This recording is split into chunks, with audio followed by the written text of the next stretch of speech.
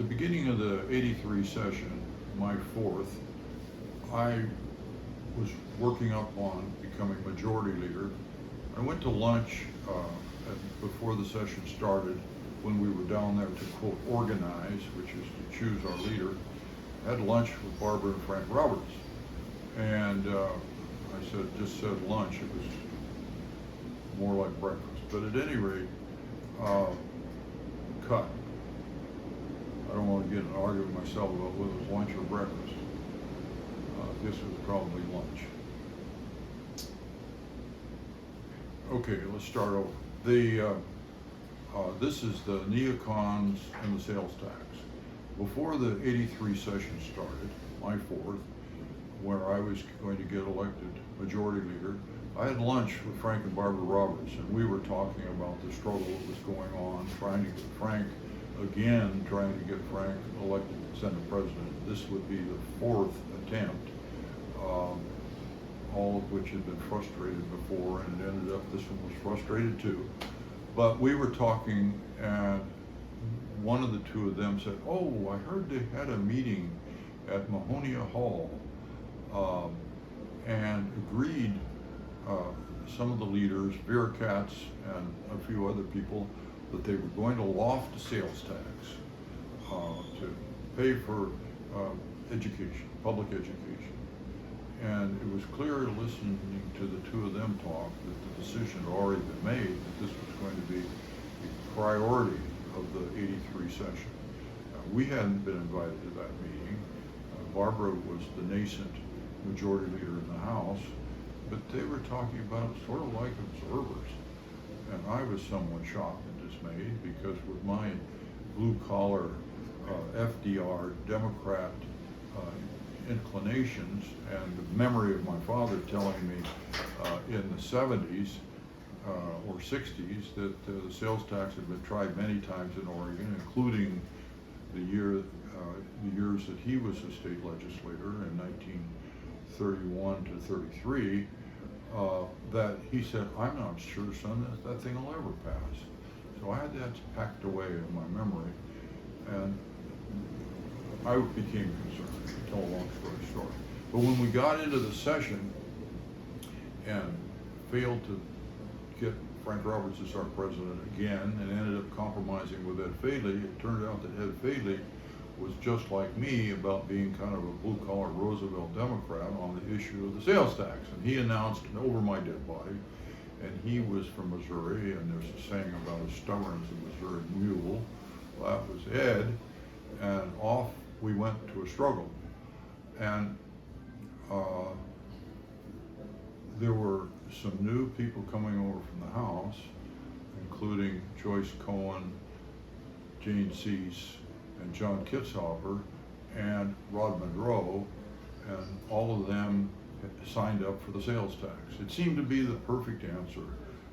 It would relieve business property taxes and residential.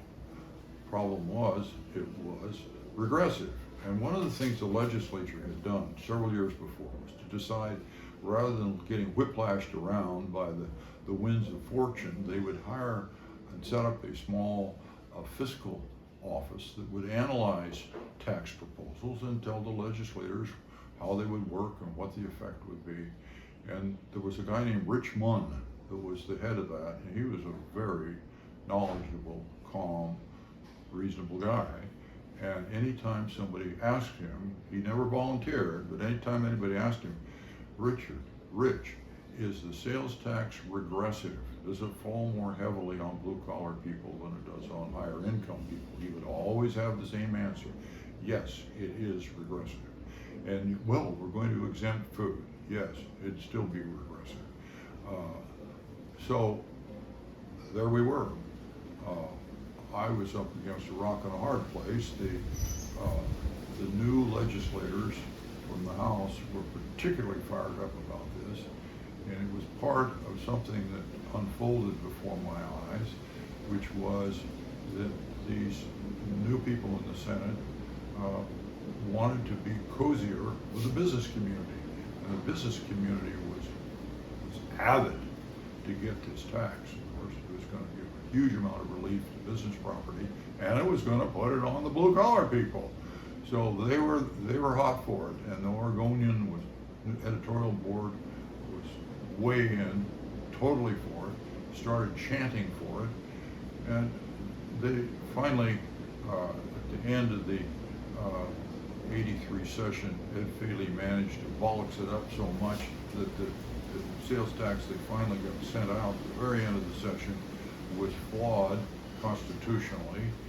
Ed Faley had put a poison pill in it of requiring each county to put it on the ballot in that county before it could go into effect. And the Supreme Court said, no, that's delegating the legislature's authority excessively to local government.